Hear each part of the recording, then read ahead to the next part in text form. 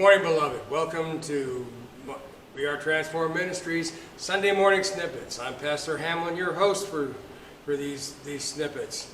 Welcome and God bless you. Today we're starting a new topic. It's called Judge Not.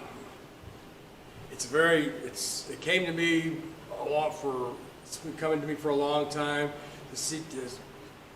Are we supposed to judge or are we not? And it comes to find out, this is one of the top 5 misused and misquoted passages in Scripture. Unbelievers, and other Christians for that matter, have found out that using these 2 words, judge not, is the best way to shut up Christians. Who wants to be told, "You're judging me. Why are you judging me? You can't judge me. You don't have the authority to judge me"? That is the best way to shut up an inexperienced Christian. This comes out of Matthew 7, first and second verses of Matthew 1 and 2.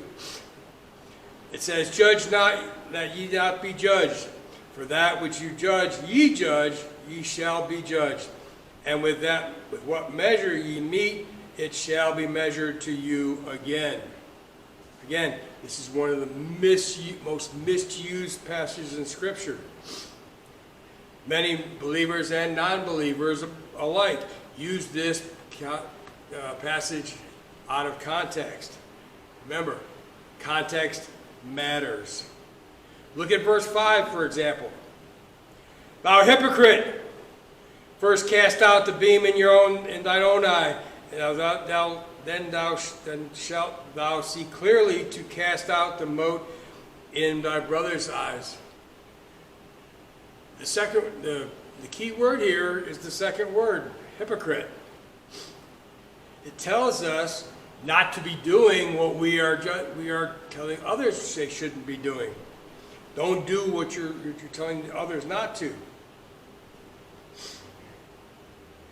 Who is Jesus talking about? Well, this is part of the Sermon on the Mount. So he's talking to the Pharisees, the biggest religious hypocrites of that time. Are we really supposed to be judging? Are we supposed to be judgmental? The answer is yes, we are.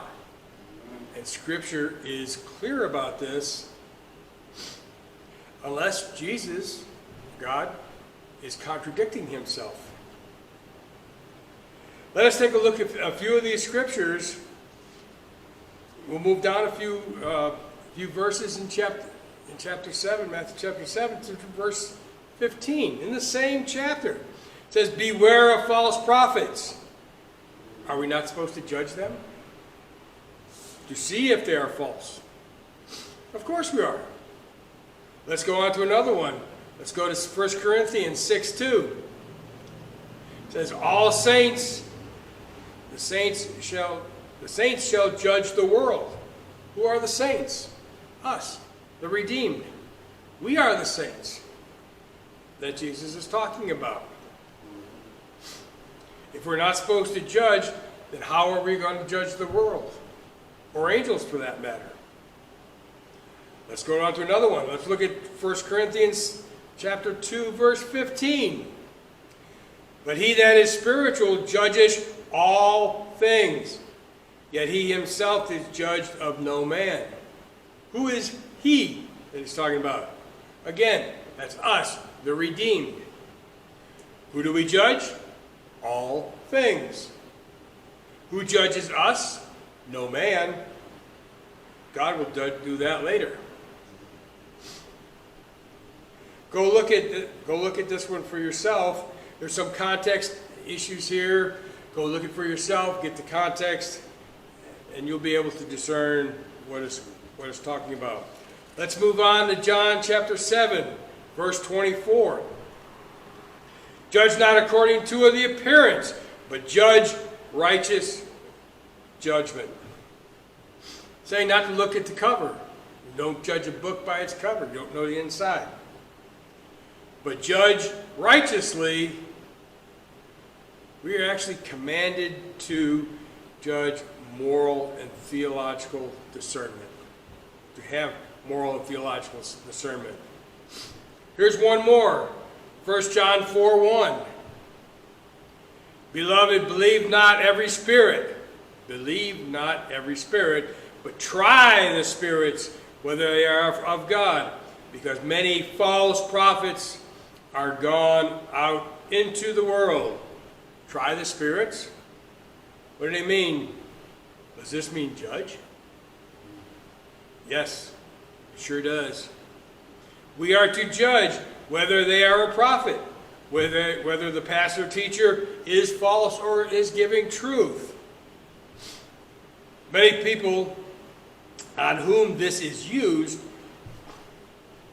tend to be a little biblically illiterate. They don't know as much as they should. Maybe they're a new Christian, they're just starting out, and they're zealous for the word, zealous for getting the word out. They just don't know it enough or well enough. Just starting out.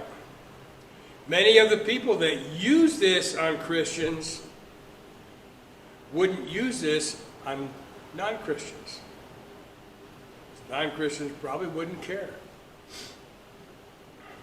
Well, they would just likely ignore the issue. They don't like to be told about their sin and what it is going to cost them. What are the wages of sin? Death. They don't like to be contradicted. They know they're right, and no one is going to tell them any different. They don't want to hear the truth of the gospel. They like their darkness. They are afraid of the light. They like their sin too much, and they hate God. And many will hate you as well for loving God. Sadly to say, too many good-hearted Christians come across as just jerks. I'm sorry, but it's true. This is one area we need to do better of. We need to work on our presentation. Not compromise the gospel, but how we present it. Those that will tell us, oh, just live the gospel and show everybody the life of Jesus. If you don't preach to them, how will they know? They won't. If you're very generous and you give to people, aren't other religions generous? Don't other religions have good people? Aren't other religions generous?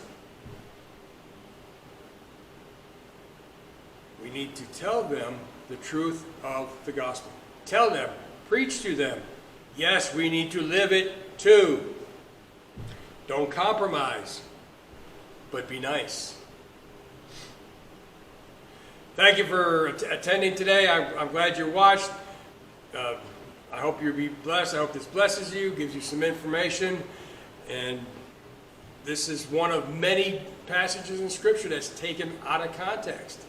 Many in the evangelical church use a lot of passages and a lot of phrases within Scripture to mean other things.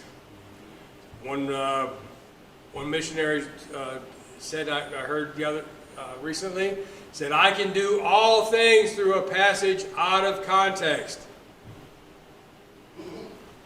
Yes. And talking about one prominent pastor out of North Carolina, he's talking, I can make with a passage out of context, I can make Scripture say whatever I want it to say, or mean whatever I want it to say. That's sad. Well, we're going to end up today. If you like the content, hit the subscribe button, hit the notification bell. You'll be notified as we put up new content. We really appreciate your support. is great. Any comments you have, leave in the comment section below. We really appreciate you. God bless. God bless. God bless. And go serve your King.